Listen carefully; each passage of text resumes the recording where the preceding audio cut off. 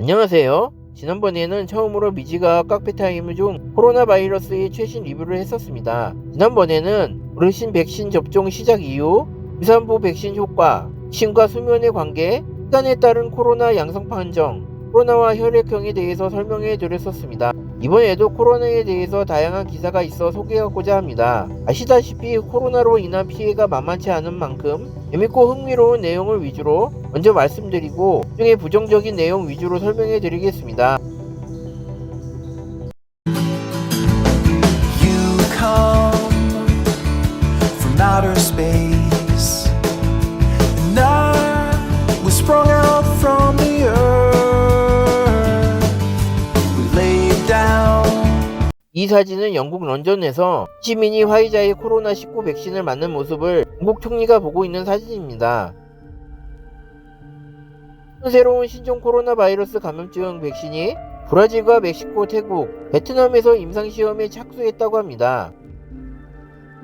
NDV-HXPS로 불리는 이 백신은 현재 접종되고 있는 백신보다 더 강력한 항체를 생성할 것으로 기대되는 새로운 분자 설계를 활용한 첫 백신입니다. 기존 인플루엔자 백신처럼 대란에서 배양하는 방식으로 저렴한 비용으로 제조하기도 한편에 향후 게임 체인저가 될 것이라는 분석이 나온다고 합니다. 2021년 4월 5일 타임즈는 시애틀 소재 비영리 단체인 DATH의 백신 혁신 및 접근센터가 주도해 개발한 백신 후보 물질 NDV-HXPS가 브라질과 태국, 멕시코, 베트남에서 임상실험에 착수했다고 전했다고 합니다. 화이자의 메신저 RNA 백신과 존슨앤드존슨의 백신 및 의약품 부문 자회사 얀센이 개발한 백신 등은 백신 제조에 필요한 성분을 구하기가 쉽지 않은 데다 특수 공장에서 생산해야 된다고 합니다. 이와 달리 NDV-HXPS는 매년 전 세계에서 수십억 도수가 생산되는 독감 백신 물질을 배양하는데 이는 달걀에서 배양 가능하다는 점에서 기존 코로나19 백신 수급에 어려움을 겪는 저소득 국가가 재제조할 수 있어 새로운 게임 체인저가 될 것이라는 전망입니다. 와우, 그러면 백신 수급 문제가 해소될 수 있다는 거네요.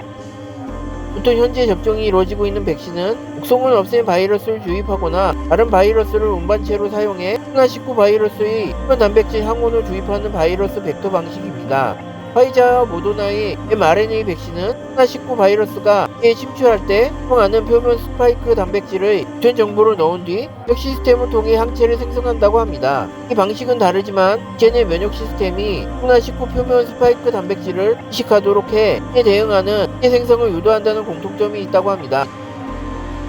그러나 코로나19 바이러스의 스파이크 단백질이나 단백질을 생성하는 물질을 혈액에 주입하는 경우 세포가 잘못된 향체를 만들도록 하는 한계도 있었습니다.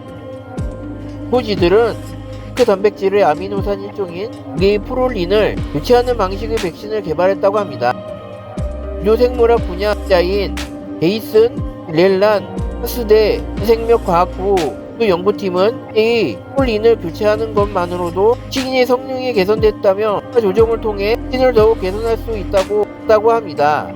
맥렐란 교수는 지난 3월 각 단백질 실험을 통해 기존 2개의 프롤린에 1을 더한 6개의 프롤린을 교체한 스파이크 단백질 구조 헥사프로를 만드는데 성공했다고 합니다. 아무튼 이러한 헥사프로를 활용한 백신은 생쥐와 햄스터 실험에서 코로나19 바이러스 예방 효과가 강력하다는 결과를 얻었다고 합니다. 이러한 NDV-HXPS의 입증하는 임상 1상은 오는 7월에 인체 안전성과 유효성을 결과가 나올 것으로 예상된다고 합니다. 아무튼 지금 상황에서 빨리 개발되어야 할 텐데 그래도 사람하고 동물은 다르니 기준 절차가 필요하긴 한 거죠. 코로나19의 확산과 함께 동물의 바이러스 감염 우려도 커지고 있다고 합니다. 아시는 바와 같이 코로나19 바이러스는 수공통 바이러스라서 사람한테도 옮기고 동물한테도 옮기고 갔다 하는 것입니다. 질병관리청에 의하면 작년 11월 20일 기준 세계 19개국에서 456건의 동물 사스 코로나2 감염 사례가 보고됐다고 합니다. 지난 1월 국내에서도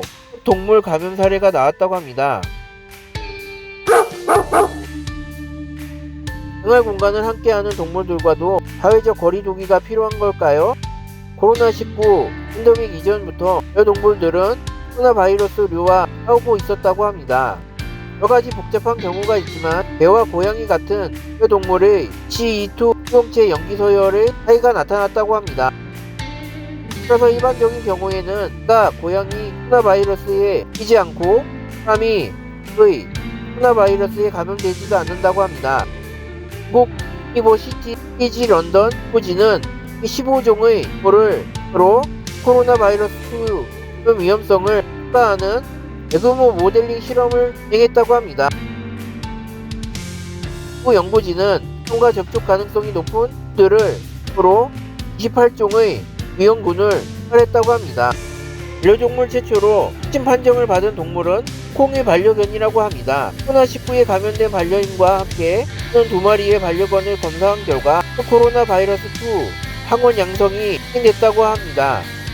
발열 폐질환, 별다른 임상 증상이 나타나지는 않았다고 합니다. 사스 코로나 바이러스2는 로부터 속도로 알려진 수상갑을 거쳐 사람에게 사람으로부터 동물들에게 되고 있습니다. 현재까지 감염이 확인된 동물들은 총 6종이라고 합니다. 그러나 특별한 경우에는 사람에서 동물로, 그래서 사람으로 감염될 수도 있다고 합니다. 지난 1월 24일 한국에서도 반려동물 확진 소식이 들렸다고 합니다. 코로나19 확진자 가족이 보던 고양이였다고 합니다.